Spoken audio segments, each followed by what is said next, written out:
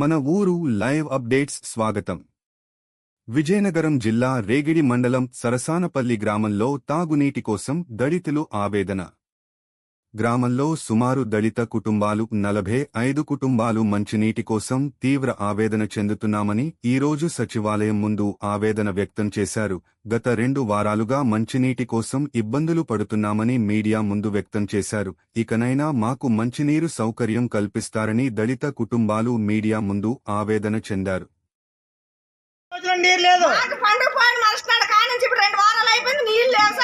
నీళ్ళు లేవు. మేము సచివాలయంకి వచ్చి 3 సార్లు కంప్లీట్ ఇచ్చాం. 3 సార్లు కూడా బాగా చేద్దాం అన్నారు.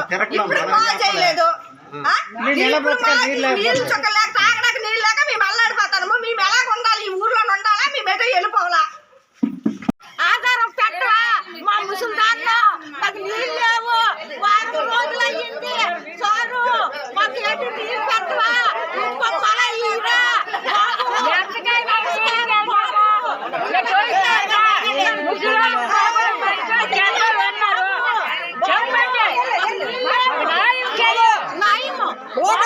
గెలిపించబో